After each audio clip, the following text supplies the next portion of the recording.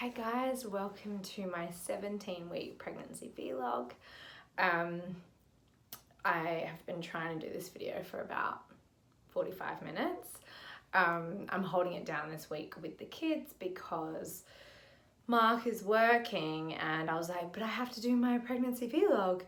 And he was like, oh, you'll be fine, don't worry about it.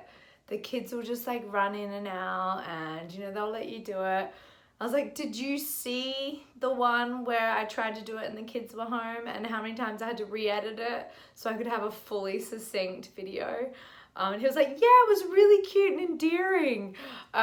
So I have been trying for the past 45 minutes, but I keep getting interrupted. So I have put Peppa Pig on for the kids and they get to watch one show of Peppa Pig, which goes for about 12 minutes. So I have about 12 minutes and there you go. So this week has been amazing. It's been a really fantastic week. Jam-packed. The first half of the week was very much focused on Halloween and we were doing last minute Halloween decorations and just finessing the final touches on the Halloween outfits we were wearing. I was mummy skeleton for Halloween and I had a little skeleton baby on my belly. I found on Etsy, it was really cute, so we just got it. And the reason I was mummy skeleton was because Bodhi wanted to be little kid skeleton and he asked that I be the mummy skeleton. So that's why I picked that. I painted half my face as a skeleton and the other half is sort of this like stitched mouth. I spent an hour doing my makeup and then Mark went and picked up Bodhi from school and brought him back, and then I spent another hour on Bodhi's makeup and half an hour on Forrest's makeup, making him up to be a dino.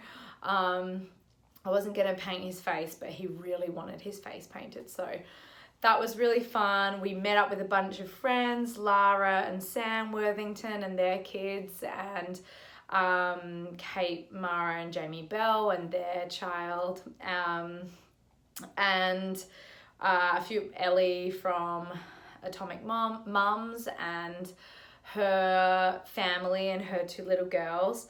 So it was fun, and our friends Marie and this little girl Ellery and her mama Sarah. There was a really amazing group of people, and then one of Bodhi's best friends Atticus was there as well. So there was just like a group of families, and we met at our friend Marie's house. We ate pizza beforehand, and then we all just walked the streets because their neighborhood gets shut down. So it was wonderful because we just kind of let the kids do their thing, and the older ones really ran off and did trick-or-treating on their own, and we'd keep an eye on them, but we didn't have to go up to every door with them this year, which is the difference between the other previous years with Bodhi. He liked going on his own and going with his friends. So that was really fun, and he was leading Forrest up and telling Forrest to say trick-or-treat, and we got lots of amazing lollies and candy, and in this particular area where we went trick-or-treating, they would hand out like full chocolate bars, which got eaten this week by Mummy and Daddy. So the kids would go to bed and then we would raid the Halloween stash. I've had so much chocolate this week, it's out of control. But it was just amazing. I didn't grow up with Halloween like that. Obviously, I'm from Australia, and I remember trick-or-treating when I was about 8 years old, and I had a ghost outfit on. I was really excited, and we trick-or-treated around our suburb of Mitcham in Adelaide. And the person who opened the door was like, go away, this isn't America. And they were like, who are you? Who do you think you are? You're not American. And that was my only experience of trick-or-treating as a child. So it's really nice to see the kids getting to really enjoy themselves. And I think it was probably the best night of Bodhi's life. It was great. And the street, I can't believe the whole thing shut down. All the kids, there's like hundreds of children running around with their parents, all dressed up in various outfits. Mark was a glow-in-the-dark stick man. We were meant to see Izzy for Halloween, but he ended up staying on the east side, so we didn't get to see him, but he was also a stick man. And then yeah, Dino and the two Skellies. We just cruised around, and there was smoke machines, and people really go all out here, and every house participated. I just thought it was so cool to feel that community spirit and everyone getting behind the excitement of Halloween. So that was a big part of the week. And then the second half of the week, like 2 days later, I went on my mum's retreat with Bodhi's school. So it's just a bunch of the mums. I think there was 20 of us. We go on retreat. It was a very last minute decision to go. I didn't know how Mark would feel about it. I've never left Forrest before. He's still breastfeeding. I felt really nervous about it, to be honest, because I'm so attached to them, and just the idea of not being with them, and it made me really sad. I was sad about the idea of spending a night on my own in a hotel, but I also knew that to be with the mums and to recharge my batteries and to cultivate some self-care was definitely something that I needed to take a look at and spend some time focusing on.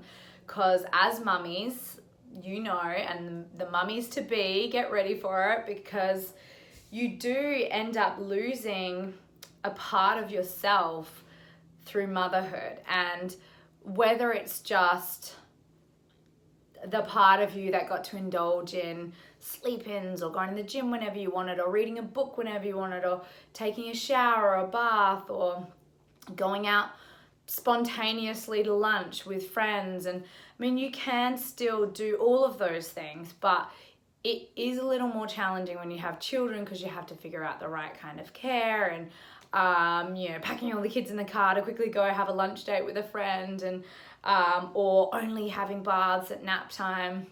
So there's just a lot more planning, and I think for a lot of us mummies, we tend to neglect the self-care aspect because we're giving so much of ourselves that we tend to be outputting so much energy and love that we forget to replenish that by internally focusing on ourselves and giving ourselves love and attention and figuring out what our needs are and trying to meet our own needs, because we're just so busy meeting everyone else's. And what I didn't realize I really needed was I needed to have a bath uninterrupted. I needed to have a couple of nights sleep uninterrupted and read my book and listen to podcasts that I can't usually listen to in the car. I really love true crime podcasts, and obviously I can never listen to them with the kids in the car.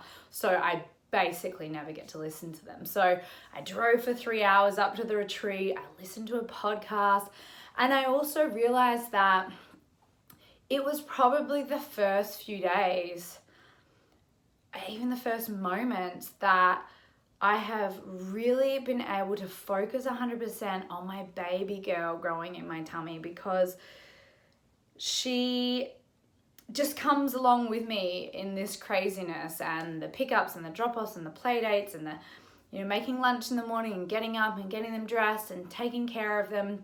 She's just along for the ride. And by the time I tumble into bed and I don't have anyone else to talk to, I have a quick moment with her before I fall asleep, and then you do the same thing the very next day. So it was really wonderful, clear, focused time. And we did a Pilates session with my friend Megan, who's amazing.